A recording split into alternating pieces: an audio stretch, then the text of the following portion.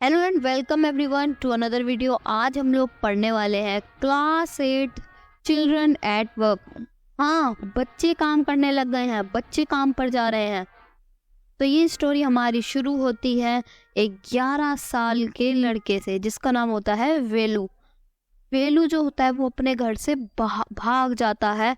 और उसके घर से भागने की वजह क्या होती है, जो उसके फादर होते हैं वो बहुत ज़्यादा ड्रिंक करा करते थे, वो बहुत ज़्यादा दारू पिया करते थे। His father snatched away all the money that he and his sister earned and would beat them। जो इसके पापा थे वेलू के, वो जो जितने भी ये पैसे कमाते थे, वेलू और इसकी सिस्टर उनसे पैसे भी छीन लेते थे और इन दोनों को बहुत ज़्यादा मारा भी करते थे। और इन चीज़ों से परेशान होकर वेलू डिसाइड करता है और वो अपने घर से भागने का डिसाइड करता है। तो जब वेलू अपने घर से भाग जाता है, तो जब वो पूरे दिन घूमता है अपने जहाँ पर वो रहता है, वो है कोन्नूर। ये कोन्नूर के अंदर रहता है वेलू। वेलू होता है वो फिर कन्याकुमारी एक्सप्रेस के अंदर चढ़ जाता है अपने घर से भागने के लिए। He got into the train without ticket as he had no money। तो होता है वो बिना टिकट के उसके अंदर जाता है ट्रेन के अंदर, क्योंकि उसके पास पैसे नहीं होते। He reached चेन्नई से जब वो चेन्नई सेंट्रल स्टेशन पे पहुंचता है तो वेलू ये देखता है कि उधर बहुत सारे लोग हैं जो कि जल्दी में, वो बहुत ज़्यादा मतलब काम के लिए बहुत ज़्यादा जल्दी में है। हर बार लाउड स्पीकर पे कोई ना कोई अनाउंसमेंट हो जा रही है। वेलू है travelled in a unreserved coach where people were playing cards and screaming the whole night. जो वेलू होता है वो एक अनरिजर्व्ड कोच के अंदर बैठता है जहाँ पर लोग जो है वो कार्ड्स खेल रहे होते हैं और पूरी रात बहुत ज़्यादा वो चिल्लाते हैं। जब जो इस वजह से जो वेलू होता है वो पूरी रात भर सो नहीं पाता और वो बहुत ज़्यादा वीक फील करता है। ऑल्सो हिज लेग्स वर ट्रेम्बलिंग। अब लेग्स वर ट्रेम्बलिंग मतलब जो वेलू होता है उसके पैर भी बहुत ज़्यादा काँप रहे थे, उसे बहुत ज़्यादा वीक फील होने लग गया था। और जो वेलू था वो एक अलग जगह पे गया होता है, एक नई जगह पे गया होता है, वो भी अकेले, तो उसे बहुत ज़्यादा लोनली फील होता है और वो जाकर एक बेंच पे बैठ जाता है। एक लड़की आती है वेलू के पास और वेलू को कहती है, और उस लड़की का नाम क्या होता है, जया। एक जया नाम की लड़की होती है जो कि वेलू के पास आती है। और जो जया होती है वो एक रैक पिकर होती है, यानी कि कूड़ा उठाने वाली होती है। तभी वेलू जो होता है वो बहुत ज़्यादा निराश होता है। वेलू बहुत ज़्यादा हेसिटेंट, बहुत ज़्यादा हिचकिचाहट महसूस करता है और वो जया से बात भी नहीं कर पाता।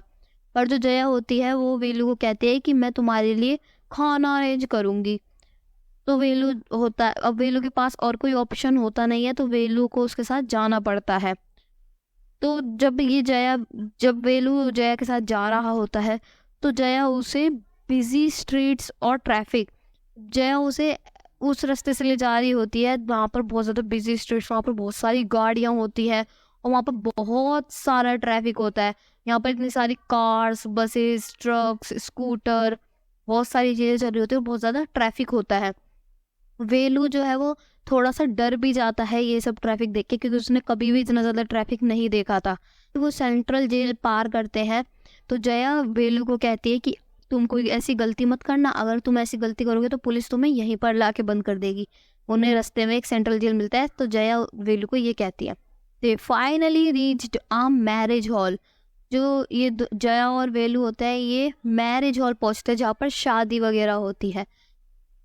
अब ये जो है ये मैरिज हॉल के अंदर नहीं जाते खाना खाने, ये कहाँ जाते खाना खाने, जो मैरिज हॉल के बाहर डस्टबिन पड़ा होता है उसके अंदर से खाना लेने जाते हैं। जया को उस डस्टबिन में से 2 बनानास एंड एक वड़ा मिलता है जया को। अब वड़ा क्या है, वड़ा एक डिश है, जैसे हम रोटी पराठा वगैरह खाते हैं तो साउथ इंडिया में एक डिश है वड़ा।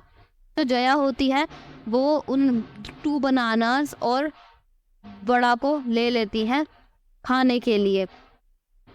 और जो जया होती है वो वेलू को ऑफर करती है कि ये लो तुम खाना खा लो। पर जो वेलू होता है वो बहुत ज़्यादा हिचकिचाता है कि अरे मैं किसी का झूठा खाना कैसे खाऊं, ये तो वैसे भी डस्टबिन में पड़ा था।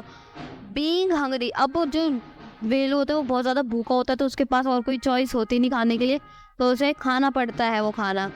और जो जया होती है वो उससे वड़ा दे देती है और जया कहती है कि मेरे पास तो 2 बनानास है तो एक बनाना भी तुम रख लो और एक वड़ा भी तुम रख लो, मैं एक बनाना खा लूँगी। खाना खाने के बाद वो जो जया होती है वो वेलू को अपने घर ले जाती है। और जो जया का घर होता है वो एक स्लम हाउस यानी कि एक झुग्गी झोपड़ी टाइप का घर होता है। और जो घर होता है वो पूरा वेस्ट मटेरियल से बना होता है, जैसे कि ओल्ड टायर्स एंड प्लास्टिक की शीट्स एंड ब्रिक्स। जया होती है वो वेलू को कहती है कि तुम मेरी अब थोड़ी हेल्प करो। अब जो वेलू होता है वो सोचता है अब मैं तुम्हारी कैसे हेल्प करूँ।